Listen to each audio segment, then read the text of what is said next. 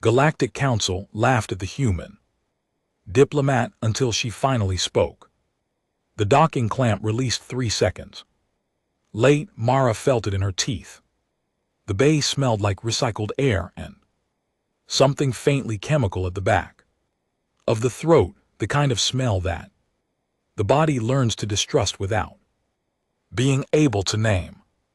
The gravity was off by 4% from standard Earth settings, not dangerous, just wrong enough that her legs kept making small automatic adjustments with each step, as though they had received a slightly different briefing than the rest of her. Her earpiece was glitching, half a syllable of Veth formal register, then a burst of static. Half a syllable, then static again. Over and over, like a message that kept deciding not to arrive.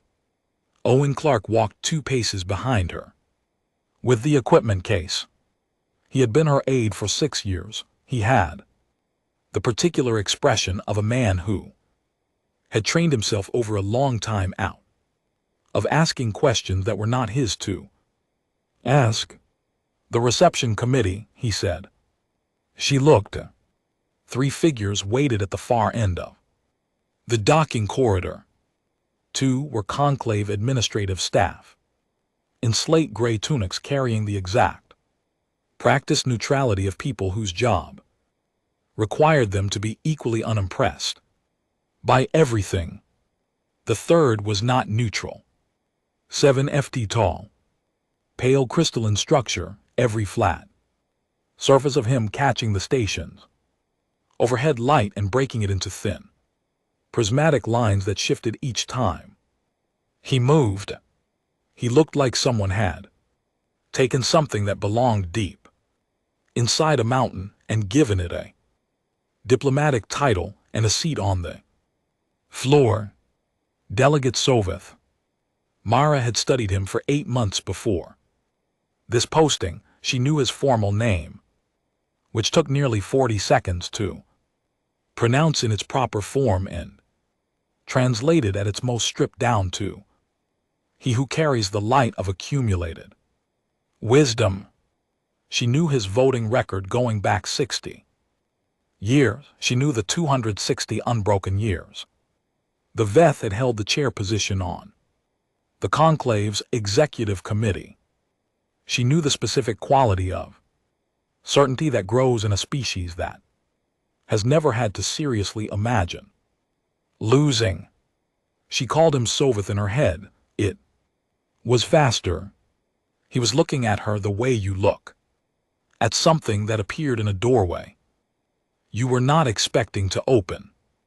Representative Vass, his translator, rendered his voice as smooth, carefully measured, and faintly amused in a way that was too controlled to be accidental. We were not expecting someone so compact.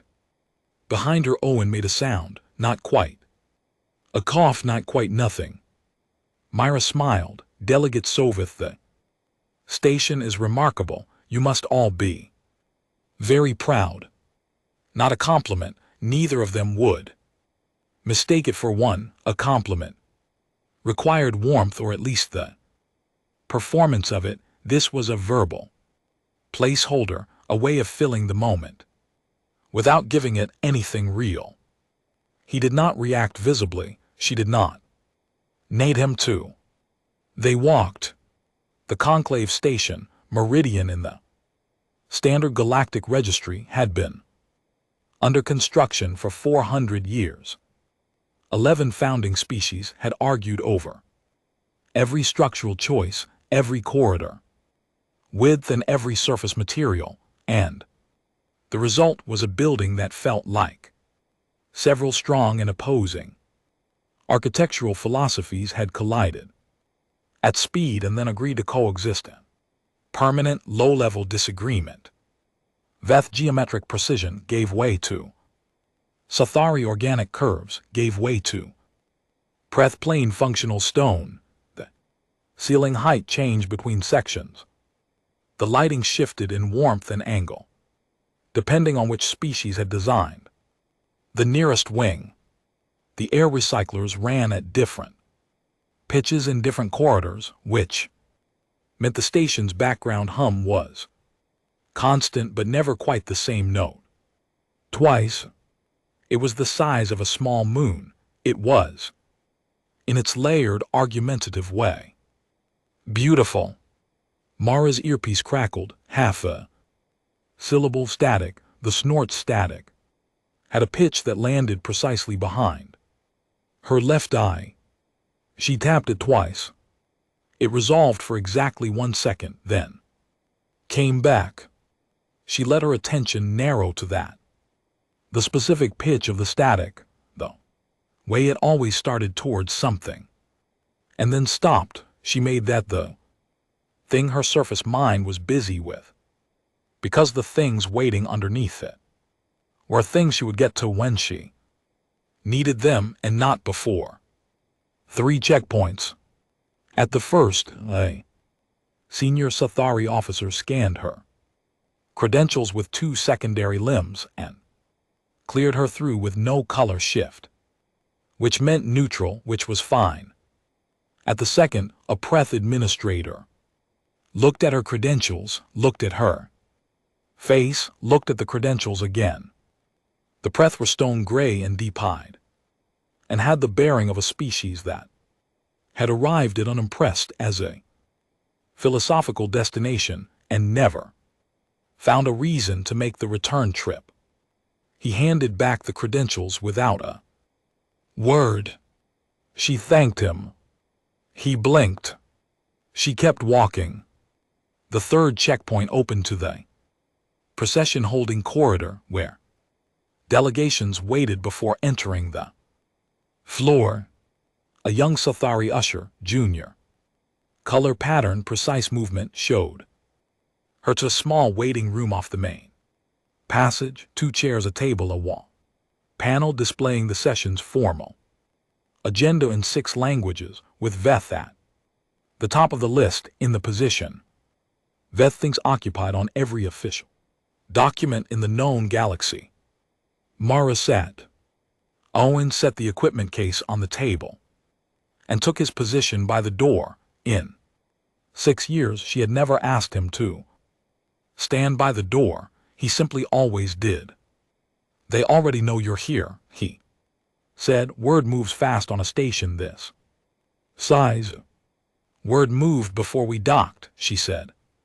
He paused. The session starts in 38 minutes. Protocol for first session. Representation grants floor presence, but no guaranteed speaking rights. The initial recognition period can extend to 30 standard days before a formal acknowledgement of standing is required. He paused again. There's no expectation that anything will happen today. I know the protocol, she said. Right, he looked at the case. I know. You know. Mara opened the case. Briefing tablets. Translation reference sheets organized by species and register, formal. Credential certificates notarized in 3 separate formats, and on top of all of it resting on the documents, without weight but with a kind of presence, a single sheet of paper folded. Once it was old paper, not fragile, just worn smooth in the particular way that objects get worn when the same hands have handled them many times over many years. She picked it up. She did not open it. She placed it flat in the interior pocket of her jacket against her chest. She closed the case. Let's go, she said. The chamber was already half full when they arrived. Myra walked to the floor. Section designated for Earth's delegation, 2 seats positioned with the spatial symbolism the conclave used to communicate hierarchy without ever stating it openly, near the front but not at the front, present, visible, and carefully placed at precisely the level that said present and visible, and nothing more. She sat. Owen took his row behind her, slightly to the right. She watched the room fill. The Veth delegation arrived as a unit. Solveth in the center, 6th floor. Delegates flanking him, 3 advisors. At his back, 2 staff members she had not yet confirmed roles for. He crossed to his seat without looking toward the Earth section. That was a deliberate non-look, the kind that takes more active effort than looking would have. She noted it and filed it alongside the other things she was collecting. The breath filled nearly a quarter of the floor. 12 delegates, all stone gray, all wearing the expression that the briefing documents diplomatically described as characteristic preth gravitas, and that Mara privately translated as mildly annoyed to be here and fully committed to staying for hours regardless. The Silthari moved in small clusters, their surface color in constant low-level communication, speaking with each other in the rapid, silent way of their kind. The Reth Consortium, smaller Galactic footprint, fewer published records, occupied 4 seats near the chamber's eastern wall. Their lead delegate was compact, dark-featured, and very still, in a way that Mara recognized because she used the same technique herself. She had filed him under revisit. She moved him up the list. The session chair, Velorath, whose color pattern she had memorized from briefing photographs, raised 2 primary limbs. The chamber settled. 43 species drew noise out of the air, and the room went quiet in the specific way that only a room this large, containing this many different kinds of life, can go quiet. Not perfectly, recognizably. Solveth turned to his secondary delegate, not loudly, precisely loud enough for the chamber's acoustic geometry to carry it where it was meant to go. They sent a soft one, he said. The harmonic shimmer started in the Veth section. The Preth rhythmic pulse answered it. The Silthari shifted color in a wave across their side of the chamber. Other species responded in their own registers, sound, vibration, gesture, light, each different, each arriving at the same meaning. 43 species. One thing. Mara sat completely still. Her earpiece crackled. She tapped it once. The static was still there. She smiled at nothing in particular.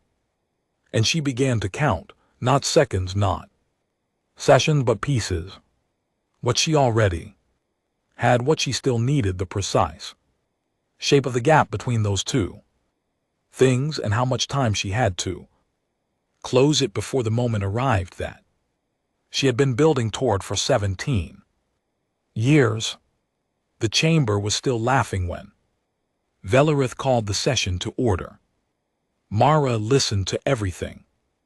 The sessions ran every other day, sometimes daily when the agenda demanded it. In 3 weeks, Mara attended 17 of them. She was not granted the floor. She did not ask for it.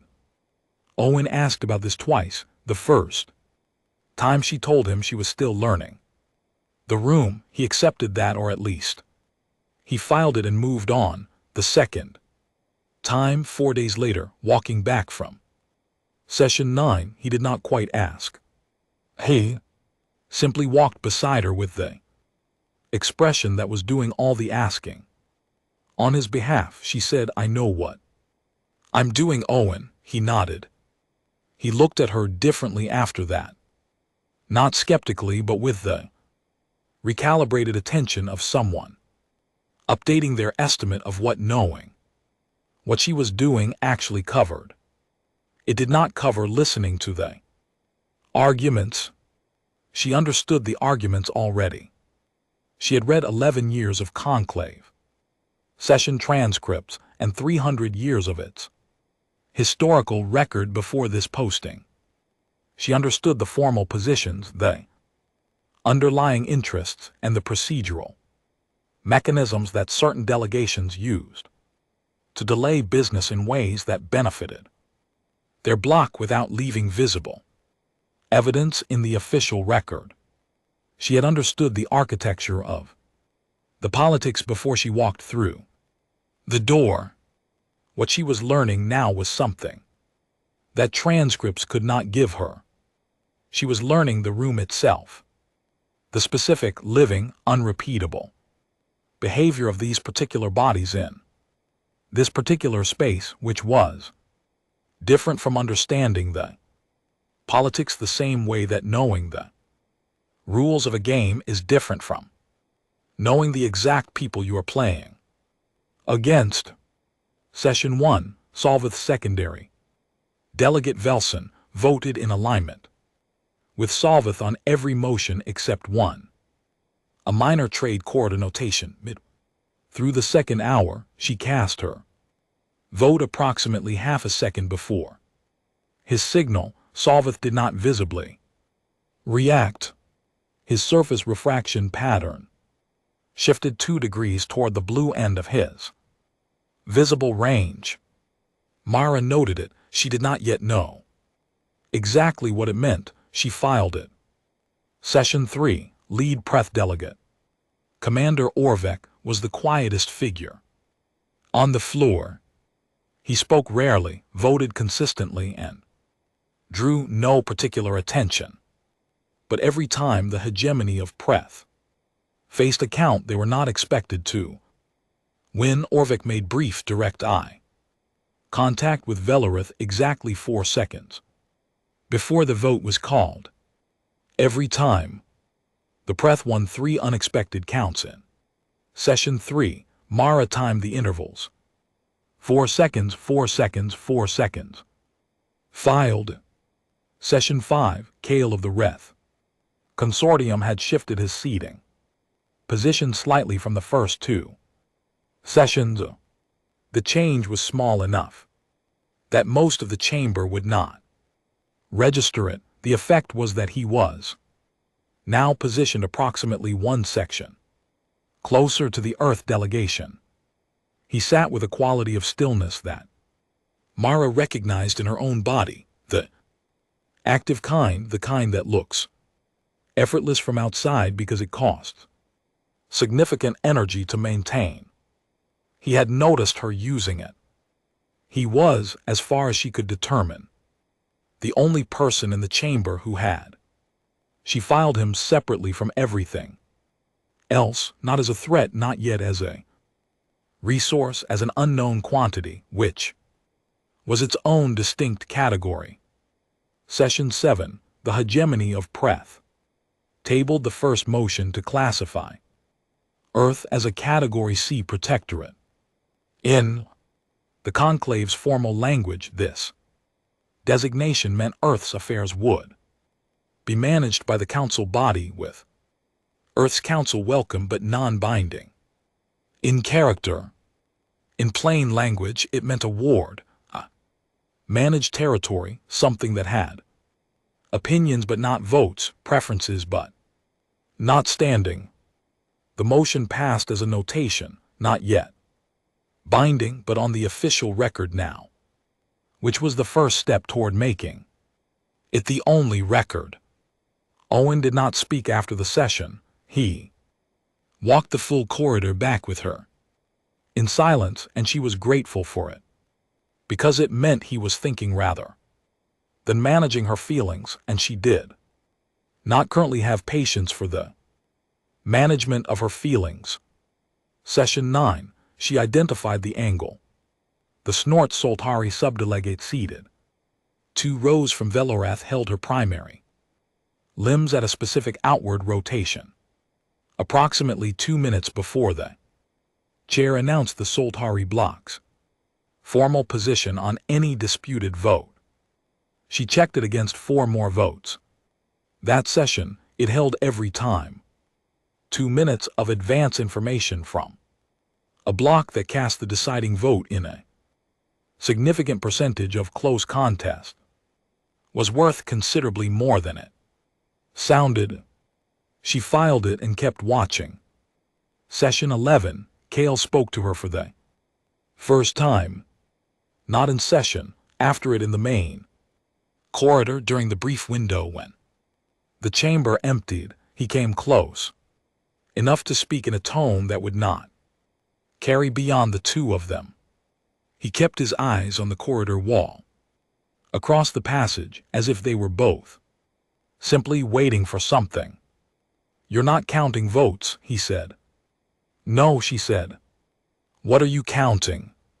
She looked at him directly. The Reth Consortium held a modest position in galactic politics, 3 inhabited systems, 1 significant trade route, 1 conclave floor seat they had maintained for 4 centuries without ever quite becoming the story. The longest-standing delegations were always the least written about. She had been intending to correct that gap in her research, and standing here she was, finding that the gap was already smaller than she had thought. "The room," she said. He was quiet for 2 seconds, then he kept walking. She watched him go. She made a preliminary decision about him that she would not finalize for another 3 sessions. Session 12, the hegemony of Preth, escalated the protectorate motion from notation to formal proposal. 37 of 41 delegates voted in favor. Velareth called for objections from the floor. The room waited. Owen touched her arm very briefly. He said nothing. Mara raised her hand. Velareth recognized her. The chamber went through a particular quality of quiet, the compressed waiting kind that a room makes when something is about to happen and it is not entirely certain whether it wants the thing to happen. "After all," she said, noted. She lowered her hand. The room did not know what to do with that. Noted was not a formal objection. It did not meet the procedural threshold for a challenge. It was not a motion, not a speech, not a countermeasure. It was not technically anything at all in the parliamentary rule set. Velareth paused for 3 full seconds, which was a genuinely significant pause for a Solthari, then recorded the statement, the official session log, and moved on. Orvik stared at her for the rest of the session, not with hostility, with the focused, patient attention of someone who has encountered something they cannot categorize and is determined to do it before they leave.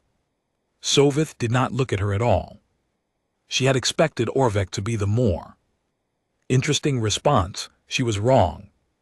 Sovith's sustained non-look was the interesting response. The Veth did not ignore things they considered beneath their notice. They acknowledged them briefly and moved on. Sustained ignoring required something more deliberate, which meant the thing being ignored was occupying enough of your attention that you had to keep choosing actively not to turn toward it. She filed that too. After the session, Owen walked beside her in the corridor silence. When he finally broke it, his voice was careful. "1 word," he said. "Yes," she said. "We came 6,000 light years for 1 word. We came 6,000 light years for the right word at the right moment," she said. "Today it was 1 word. Next time it might be different." He stopped walking. She kept going. She ate alone that evening, her consistent preference. The station provisioning produced an approximation of food that was close enough to be acceptable. She ate at her desk and read from the margins of a physical book she had carried from Earth, an old work on negotiation theory, written before she was born by someone who had never imagined their work reaching this location. The margins were covered in fast, looping, very confident handwriting. Annotations on nearly every page. She had read them so many times she did not need to look at them directly. She knew them by their shape on the page. Sessions 13 through 15 passed and added more pieces to the framework she was building in her head. The structure was taking shape. It still had gaps. She had identified 3 of them and closed 2. The third would require something she could not find in the briefing documents or the session records. Session 15, she made her decision about Kale. After the session, she crossed the emptying floor to where he was gathering his materials. She stood beside him without introducing the subject. The RETH Consortium received Category B associate status in year 40 of the conclave. She said, your founding delegation was given provisional floor standing on the condition of a technology exchange agreement. How long did it take to reach full standing? He went, still not surprised, still recognition, still the specific stillness of someone who has just heard the question they have been waiting to be asked. 63 years, he said. Who helped you? He looked at her for a moment. Really looked. The Sulthari chair at the time. A delegate named Velprith. She found us 3 votes we did not know we were owed. He picked up his documents. Session 17, he said, which was not an answer to any question she had asked out loud. She nodded. Session 17 arrived. The Preth filed the full binding motion. Not a notation, not a proposal, but a complete formally scaffolded classification with procedural architecture around it that made a direct challenge technically viable, but practically very difficult. 39 votes in favor. The motion passed. Mara held her pen, an old pen, earth-made, the kind still sold in small stationery shops. She had carried it since before she left. She held it without writing anything, feeling the specific weight of it, the specific way it sat in her hand. She clicked it twice. Clean sound, precise. She set it on the desk surface and looked at the chamber, at Sovith's position, at Orvith's expression, at the angle of the Sulthari subdelegates' primary limbs, and she laid out in her mind the complete framework, all the threads together, the full shape of it. It was ready. It had been since session 15. If she was honest with herself, she had needed 2 more days to be certain. Now she was certain. 3 things needed to happen before the moment arrived. She had already arranged 2 of them. The third required Cal. She picked up the pen, clicked it once. Soon, she thought. The cultural exchange reception was the conclave's quarterly event for what the official program described as cross-species social integration and informal relationship building. In practice, this meant a large room filled with delegations who spent formal sessions outmaneuvering each other, now arranged in proximity around things that approximated beverages for their respective biologies, performing the social behaviors of their kind, while a Sulthari orchestra played something specifically composed to be inoffensive to as many auditory systems as possible. Attendance was mandatory. Myra arrived precisely on time, which was unusual. Most delegates arrived slightly late, as a minor but consistent status signal. She arrived on time because she needed the room before it filled, and spending 12 minutes observing a room fill was considerably more valuable than the status signal of arriving after it had. She took a position near the east entrance, drink in hand, and watched. The drink was something the provisioning service had prepared for human Chemistry, pale gold, faintly floral. She had no information about what it actually was. She held it without drinking. It was a useful prop. Something in the hand gave the hands a reason to be still, and still hands meant a body that looked relaxed, and a body that looked relaxed was considerably less visible than one that didn't. The Preth delegation occupied the far corner as a unit. That was a Preth social behavior rather than a diplomatic posture. They simply did not process large mixed species gatherings as opportunities for anything other than extended positioning. So they stood together and released individual delegates in brief targeted sorties to make specific contact before returning to the cluster. It was efficient. She respected it. Orvik was not with them. He was on the opposite side of the room near the secondary refreshment station in conversation with a Silthari administrator. He had positioned himself with sight lines to 3/4 of the space. He was doing precisely what she was doing. She noted that without surprise and updated her estimate of him accordingly. You arrived early, Kale said, appearing at her left at a distance that was close enough for private speech. So did you, she said. I always do. He held something dark in a narrow vessel, fewer bodies to navigate at the start, or more space to watch them arrive. She said. He made a sound that might have been amusement, though snorts wrath. Expressions were difficult to read without extended observation as a reference point. You made your decision about me after session 15, he said. Yes. What did you decide?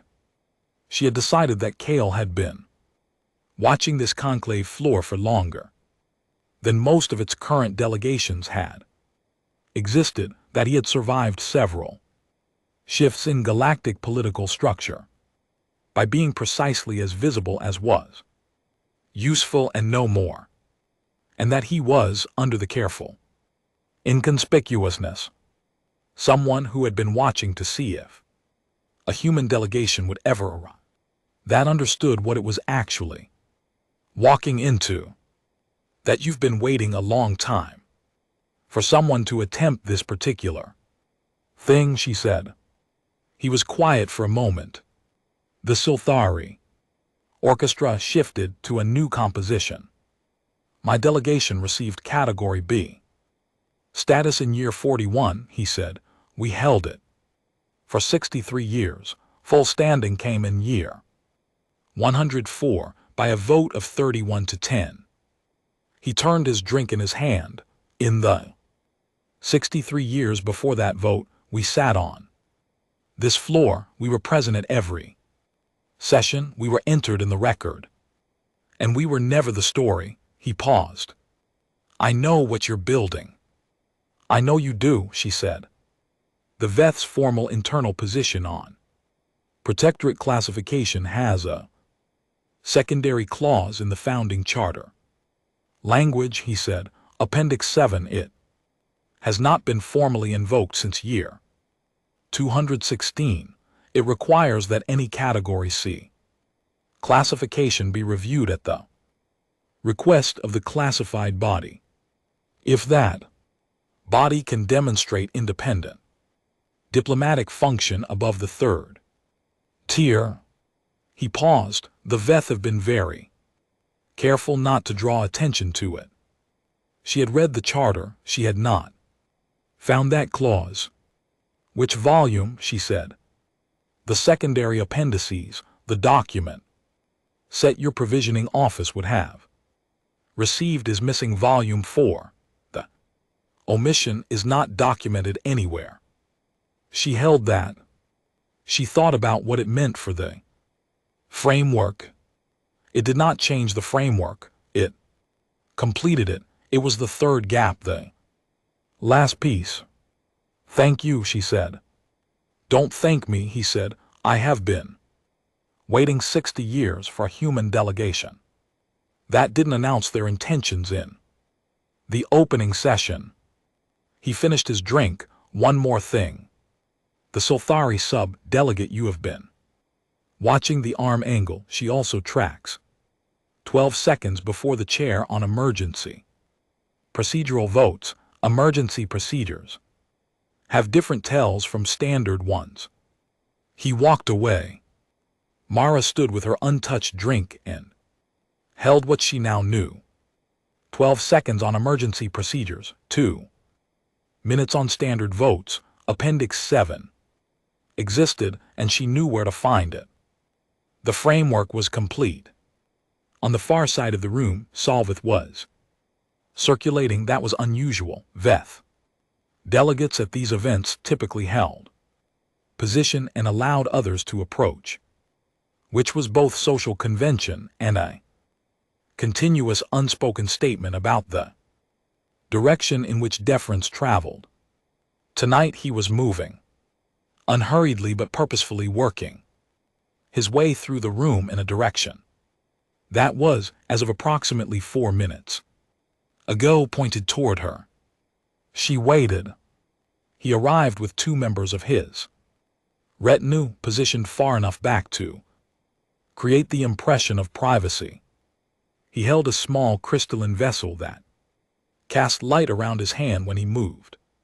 A thing that seemed to be simultaneously a drink and an extension of his own structural aesthetics. Representative Voss, the translator, gave her the smooth, measured register. You seem to be enjoying the event. Very much, she said. You've been very quiet these past weeks. On the floor. I have been listening, she said. To what? To everything. He considered this. His surface refraction was in a register she could not yet fully classify.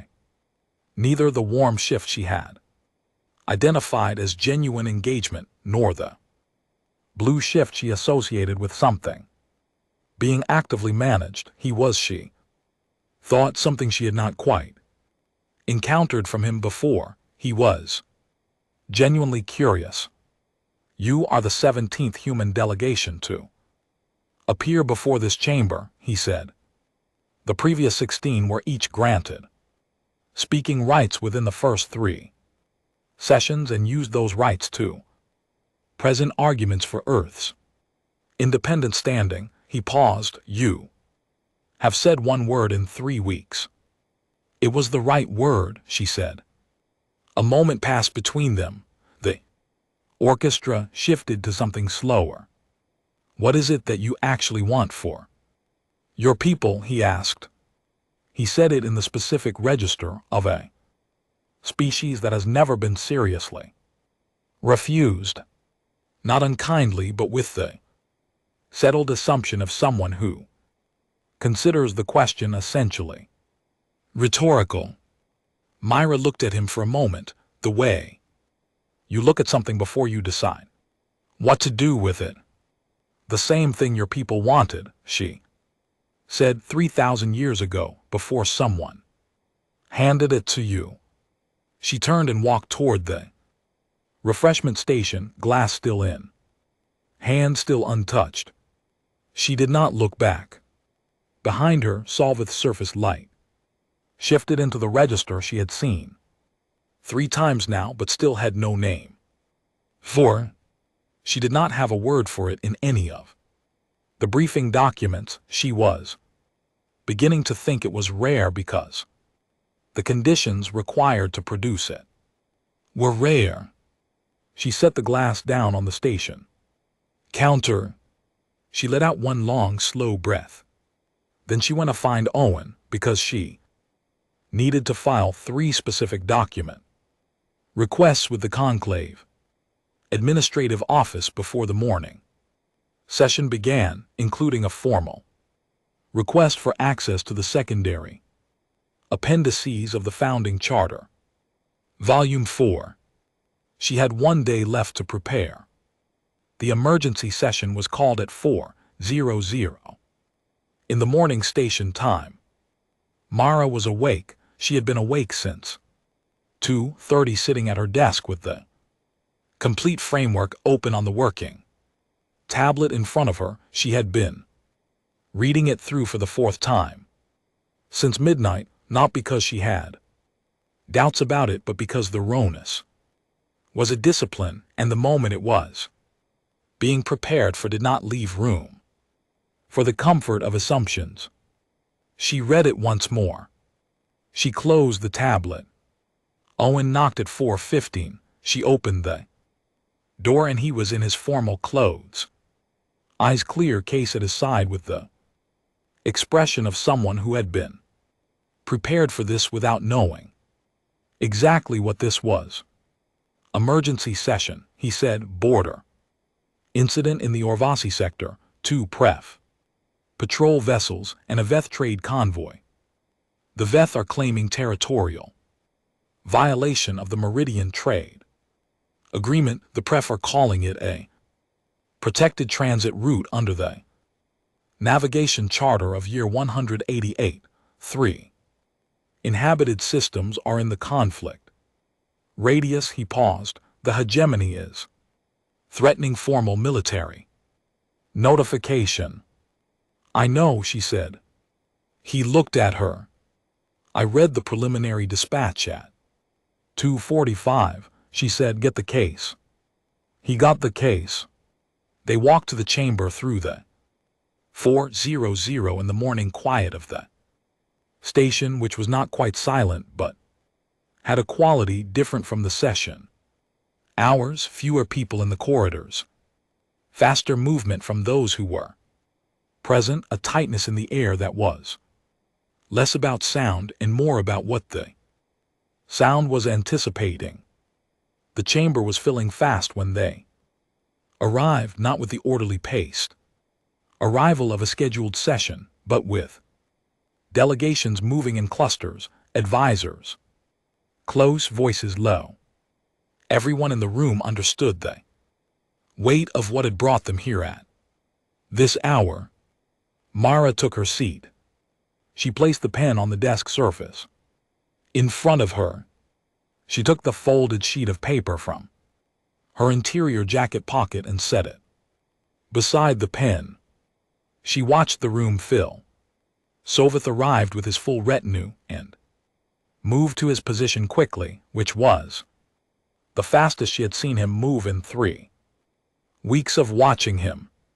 The Preth filed in with Orvek at the front, expression unchanged from its standard setting, which communicated nothing because Orvek's expression was always that setting. The Silthari moved with the fast, color-saturated communication pattern she had come to associate with their crisis mode. Kale was already seated when she arrived. He looked at her once. She looked back. Once, that was enough. Velerith called the session to order at 4:38. Oveth opened. His statement was clear, formal, and precisely controlled. The Veth trade convoy had been operating within the established Veth transit corridor. The Preth patrol vessels had crossed into that corridor. This constituted a violation of the Meridian Trade Agreement of Year 240, foundational document of conclave commerce law signed by both species. The Veth demanded formal acknowledgement, a formal apology, and a comprehensive review of Preth patrol assignments throughout the sector. Orvek responded with equal clarity and equal formality. The Orvasi sector contained a transit route classified under the Preth Protected Navigation Charter of Year 188, which predated the Meridian Agreement by 52 years and therefore took precedence on questions of navigational right. The Preth patrol vessels were operating within their established and documented authority. Any suggestion otherwise was a misreading of the foundational charter. Both positions were correct. That was the problem, and it was a very specific kind of problem: the meridian agreement and the Preth navigation charter occupied the same physical space in the Orvasi sector and had never been made to acknowledge each other's existence.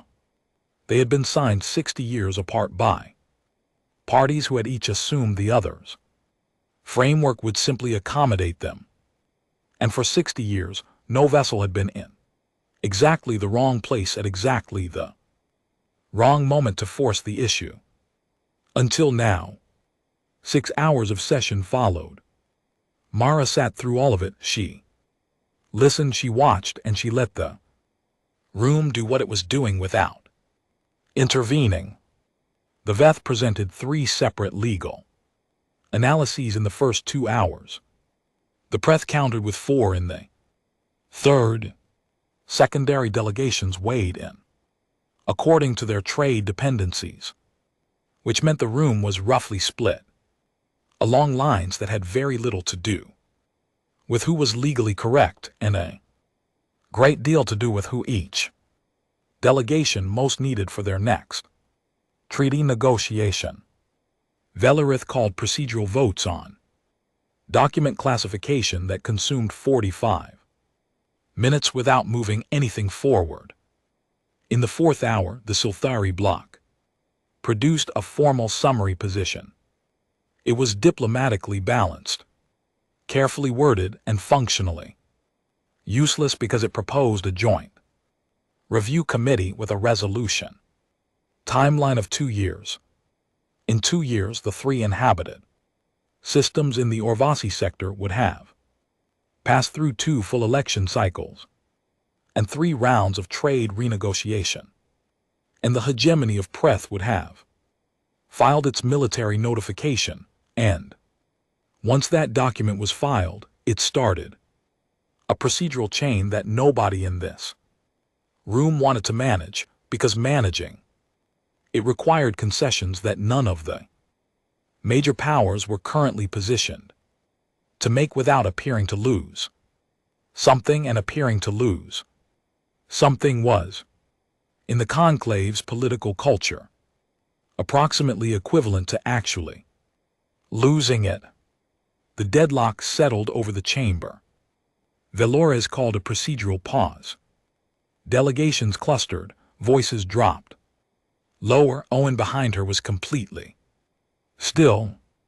Velores called the session back to order. No new motions were placed. The room was running out of moves. Mara watched the Soltari subdelegate. She watched the primary limb position. She waited. The outward rotation happened. 12 seconds. She raised her hand. Velores looked at her, not with the mildly amused tolerance of the first session, with a quality of attention that was different from the standard recognition gesture. She saw it register in the chamber, too. A shift in the quality of the room's attention as 43 delegations updated something simultaneously. The floor was granted. The chamber went quiet. Not the polite quiet of standard proceedings, the held, suspended quiet of a room that has been fighting for 6 hours and has just been asked to stop and listen to something it does not yet understand but is against its own expectations, willing to try. Mara stood. She did not refer to her notes. She did not look at the tablet. She looked at the chamber, and she began. She started in standard Galactic Common, which the translator carried cleanly to all 43 delegations. She did not open with a legal argument. She opened with the 3 inhabited systems in the Orvasi sector, their populations, specific figures, their trade volume, and the specific industries that depended on corridor stability, the precise economic structure that made a 2-year review timeline not merely inconvenient but structurally damaging. to species that had no part in the dispute and had not been mentioned in 6 hours of proceedings. She held that in the room for exactly long enough. Then she switched. She addressed the Preth navigation charter directly in Preth formal register, not through the translator, in the language itself, using the specific vocabulary that signaled familiarity not just with the language but with the legal tradition it carried. The chain in the room was audible. Preth formal register was considered one of the most structurally complex spoken languages in the conclave's documented registry. Orvix's expression, which had not changed perceptibly in 3 weeks, changed. She tabled a framework. 3 components. The first redrew the transit corridor boundary by 14 degrees along existing meridian agreement language, using a provision in Appendix 3 that had been available to both parties for 60 years and never invoked, which resolved the immediate overlap without requiring either party to admit a mistake. The second established a joint navigation protocol satisfying the Preth navigation charter's core requirement without requiring a formal acknowledgement of either party's legal position as having been wrong. The third she delivered in Veth formal register, shifting languages mid-sentence, which produced a visible and immediate response in the Veth section of the floor. She invoked Appendix 7 of the conclave founding charter. The clause required that any dispute resolution affecting a Category C designated body be reviewed with that body's counsel treated as binding on procedural matters. Earth was a Category C designated body. Mara had filed the formal request to invoke Appendix 7 that morning at 6:30, 40 minutes before the emergency session was called. The timing was not coincidental. The chamber was completely silent. She looked at Soveth. His surface refraction was doing something she had not seen from him in 3 weeks of watching him. The unfamiliar register she had first seen at the reception and had been unable to name. It was larger now, visible. She was beginning to understand what it was. It was the register of a species encountering something it did not have a prior category for, which, for a species that had spent 3,000 years building categories for everything, was not a thing that happened frequently. She let the silence hold for exactly 1 full second. Then she said, in Veth formal register, clean and precise, or we can keep going. I have nowhere to be. She clicked her pen twice. She sat down. The chamber held the silence for 4 full seconds. Then from the eastern wall, a single quiet sound, brief, controlled. Kale's register for amusement. Velerith called for a procedural vote on the framework. It passed 31-10 with 2 abstentions. Mara did not write anything on the paper in front of her. She picked up the pen and put it in her jacket pocket. Alongside the folded sheet, she collected her materials and stood. Behind her, Owen gathered the case. Without a word, at the corridor junction near the quarters wing, she heard him stop walking. She was 3 steps ahead of him when she heard him say something very quietly, not to her, not addressed to anyone in particular, just a thing he said into the corridor air. She kept walking. Earth's formal recognition took 11 days to process through the conclave's administrative system. Mara had understood in an abstract way before arriving that the documentation requirements for recognizing a new independent standing body would be Substantial. She had not fully appreciated what substantial meant to an institution that had been developing its documentation standards for 4 centuries and had never once been required to make the process faster or simpler for anyone. 47 separate forms, 17 requiring signatures in multiple galactic languages, 9 requiring counter signature from existing full-standing delegations. Kale countersigned 4 of them without being asked, which saved approximately 2 days of locating willing parties. She did not thank him for this. He would not have wanted her to, and he already knew she understood. Owen managed the administrative process with the focused efficiency that was genuinely his best quality. He moved through the conclave's bureaucratic corridors like water, finding its way through a landscape, not forcing anything, not fighting the structure, simply finding the available path and taking it until he arrived where he needed to be. She stayed out of it entirely and let him work, which was a form of trust she did not extend easily, and was glad she had learned. Communication dispatches from Earth began arriving on the second day. 43 in the first 18 hours. She read the official ones, the government acknowledgement, the formal statement from the diplomatic office, the verification requests requiring her signature, and set the others aside in a folder she labeled "When There Is Time."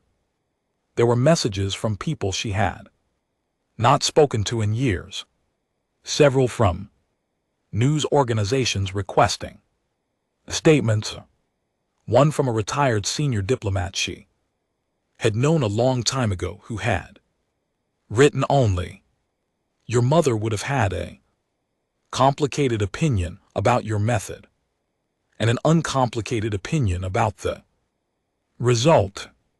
She read that one twice. She placed it in the folder with the official communications. On the third day, Nina Webb, Earth's communications officer assigned to the Meridian posting, who had spent the past 3 weeks managing the transmission relay from a small office 2 corridors from Mara's quarters, knocked at midday with a data chip and an expression that fell somewhere between competent and overwhelmed. 312 incoming messages as of this morning, she said. 14 from Parliamentary Council members, 2 from university departments requesting interviews, 1 from someone claiming to be your second-grade teacher. "Is it?" Mara asked.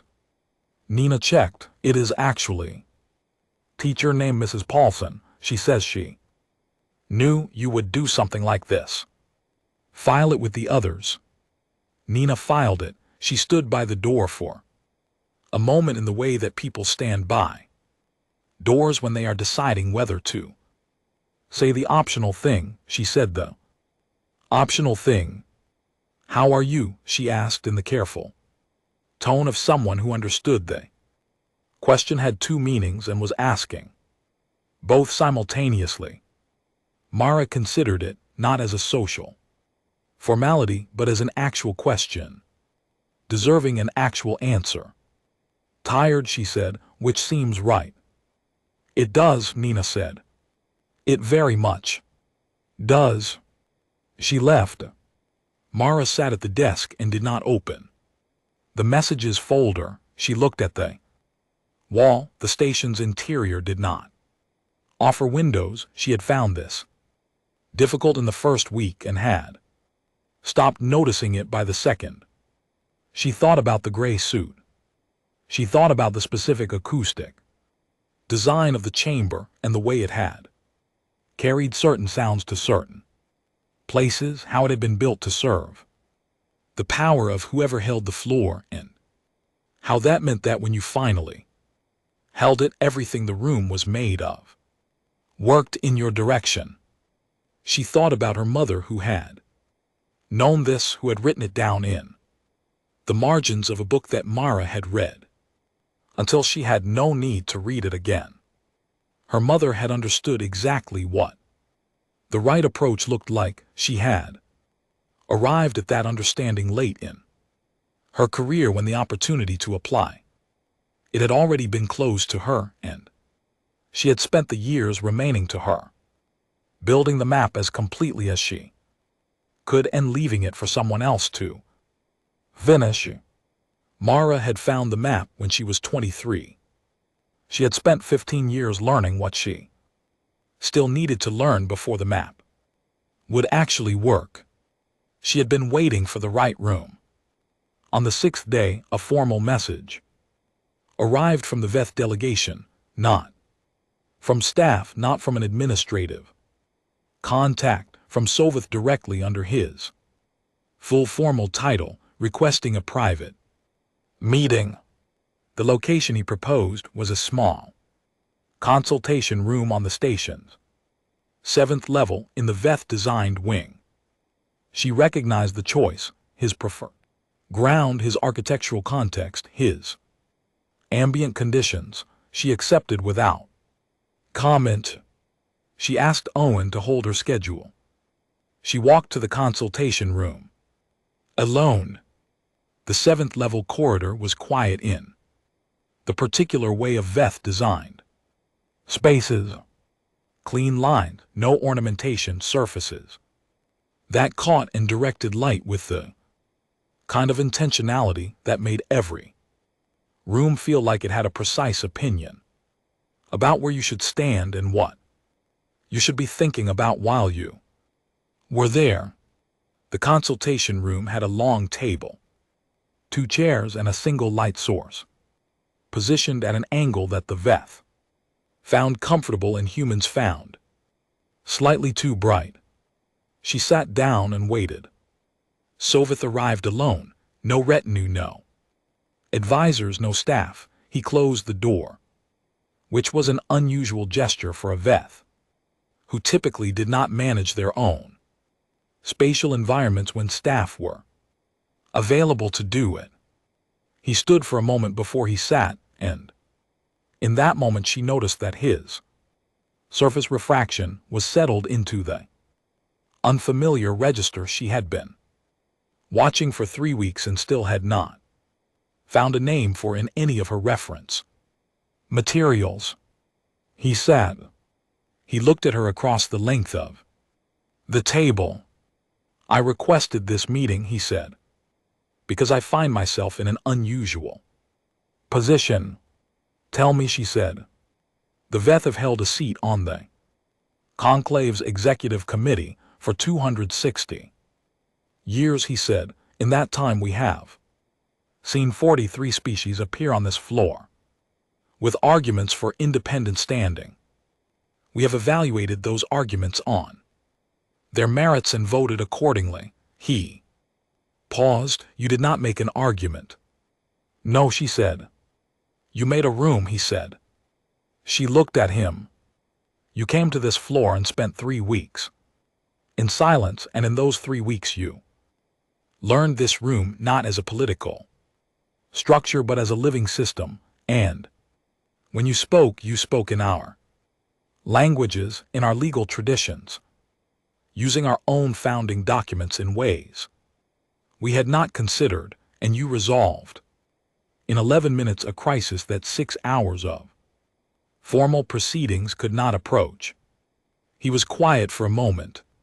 "When did you know you had us?" She had known he would ask this. She had not known until she was sitting across from him whether she would answer it. "Day 4, she said. Something shifted in his surface light. "Day 4, he said. "You had the framework structure on day 4. The core of it, not all the pieces, but the core, the approach." "Yes." "Then why did you wait 3 weeks?" She looked at him for a moment. "Because I needed the room to give me the floor. Not granted to me because the protocol calendar required it. Those are Different things. She paused. When the floor was granted to me in session 12, I had one word ready. When the emergency session came, I had everything ready. The difference between those two moments was not that I became more prepared. It was that the room became ready to actually listen. She looked at him steadily. People fight harder for things they believe they chose. The quiet in the room had texture to it. Now, something old and heavy and not entirely comfortable. Your mother appeared before this chamber 17 years ago, Soveth said. The words your mother settled into the air of the room. Yes, Mara said. I was not on the floor for session.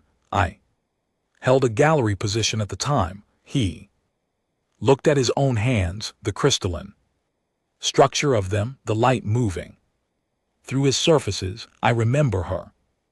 Mara said nothing. She was very well prepared, he said. She knew the arguments, she knew the historical precedents. She spoke with clarity and conviction. He paused. We were not ready to listen. The room held that. Mara looked at the table's surface for a moment. She was thinking about the gray suit, about 6 minutes, about the specific way her mother had stood straight through the entire thing, even at the end. Then she reached into her jacket pocket. She took out the folded sheet of paper. She placed it on the table between them. She watched him look at it. It was covered in handwriting, fast and looping and very confident. Annotations ran across every line with arrows, connecting observations that had been made at different times, some in black ink and some in blue, indicating that document had been worked on over an extended period. Additional notes filled the margins. At the top, underlined twice in the same fast hand, conclave, floor strategy, preliminary framework. Mara's mother had written this document in the year before her first appearance on the conclave floor. In its structure, in its approach, in its identification of the key lever points and the sequence of moves required, it was almost identical to the framework Mara had built from scratch over 3 weeks. Almost. The differences were in 3 specific areas where the available information 17 years ago had been incomplete. Her mother had seen the shape of the approach correctly. She had understood the room she needed to build. She had been missing 3 pieces, and she had known she was missing them. There were question marks in the margins, beside each gap, followed by notes about where to look, which archives to search, which procedural documents to request. One of the question marks, circled twice, read Appendix 7 Secondary Charter Docs, check Veth Archive. Restrictions. So Veth looked at the document for a long time. His surface light was doing something she had never seen from him before. Something larger than the unfamiliar register, something she thought might not have a name in the briefing materials because there was no prior documentation of the conditions required to produce it. She built this before she arrived, he said. Yes, Mara said. She had most of it. She had the shape of it. She was missing 3 pieces, because those pieces were not accessible to her. He said it directly without deflection. She did not answer that. She did not need to.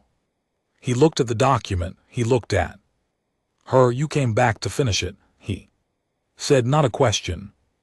My mother spent the last 12 years of her career filing records requests, reading restricted archives, and building a map of this room from 6,000 light years away without ever being given a second chance to stand on the Floor.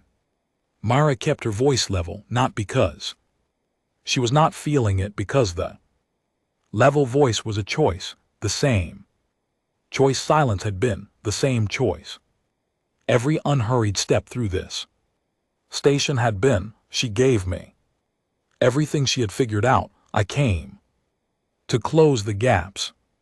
The quiet was different now. It had a different weight to it.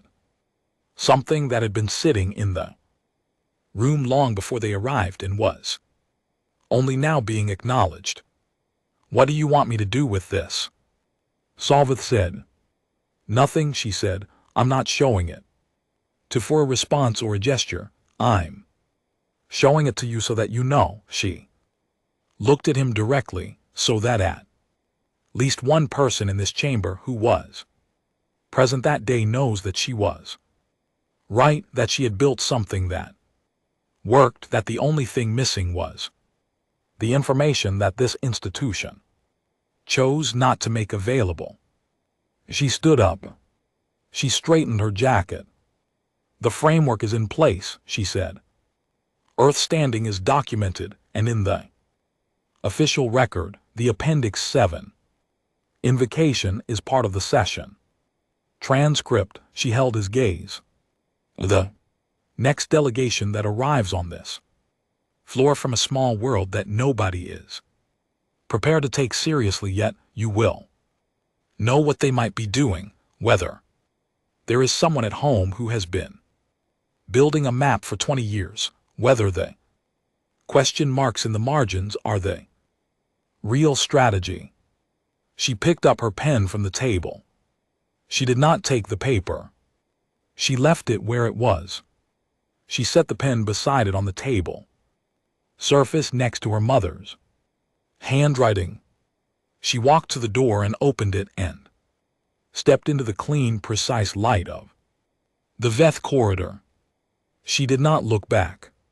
She walked through the station the way she had walked through it on the first day, through the shift from Veth geometry to Soltari curves to Preth stone, through the changes in ceiling, height and lighting and the varying pitch of the air recyclers, through the 3 checkpoints running in reverse this time, through the docking corridor where the gravity was still 4% off standard and her legs still made the small automatic adjustments, the same adjustments they had been making since she arrived.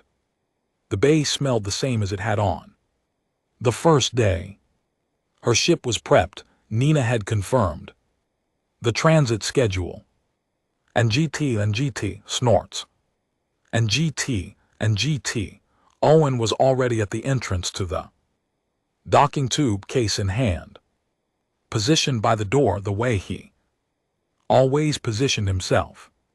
She stopped beside him. She looked at the ship. She did up the top fastening of her jacket against the cold, recycled air, and stood there for a moment.